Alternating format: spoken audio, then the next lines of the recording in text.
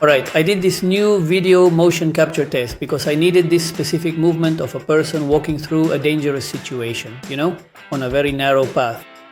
So I decided to compare it again with the motion capture from a perception neuron suit and the video motion capture so we can see their simple movements. I did several more or less similar ones or with that same theme, but it's to compare them a bit to see if they have the same fluidity or the same displacement, that sort of thing.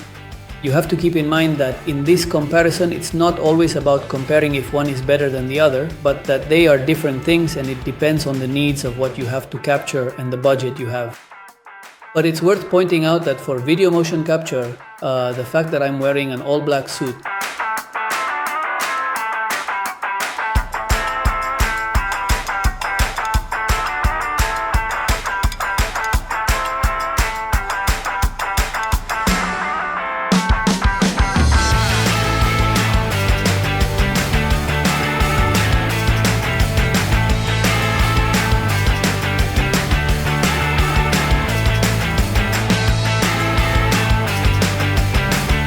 sometimes the arm gets confused when it blends into the body or that sort of thing.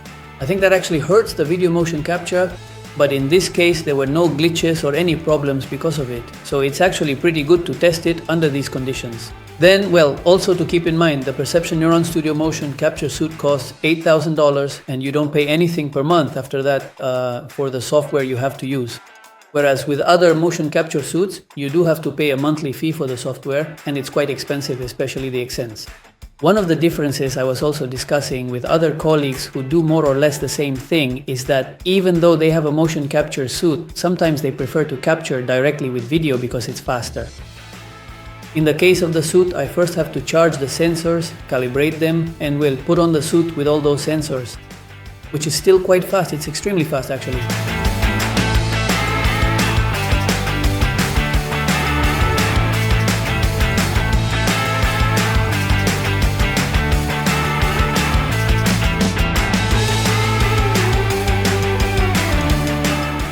But as someone mentioned to me, he said, look, sometimes I prefer to just set up my phone and film myself. They're short movements, so I don't necessarily need to deal with the whole suit.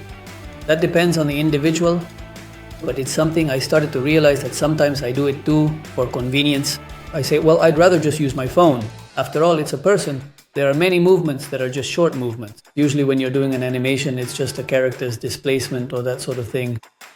So that's where it might make more sense to use the phone and do it that way instead of with the suit. But well, they're different things. In the case of video motion capture, it costs $90 per month in the case of Meshkapade. Anyway, there are a ton of them.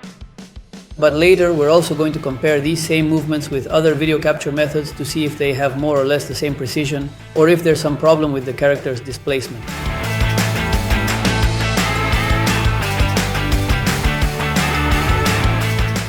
Something important to know is that Meshkapade has a program for creators.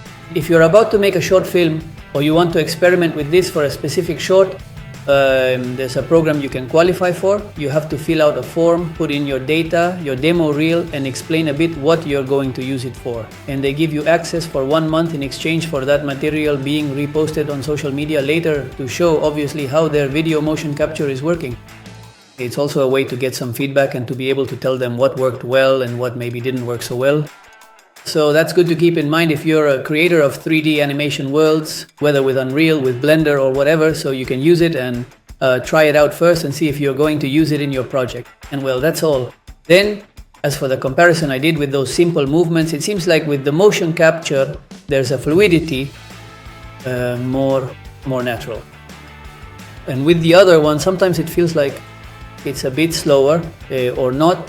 I'm going to find that out from the people there at Meshkapade. I'm going to ask them if there's any difference in that. But well, in each version, they're always getting more and more refined anyway.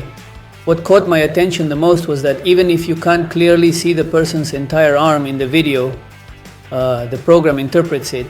It knows it's not going to bend the wrong way, but it always knows where each part of the body is located. It's like it interprets that it's a person and that people move in a certain way. So, well, this is the last little test I did, and if you have any questions, leave them in the comments or anything else you'd like to know.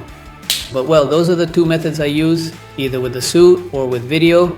For all the productions, I'm always uploading the tests or especially the cinematics with Unreal.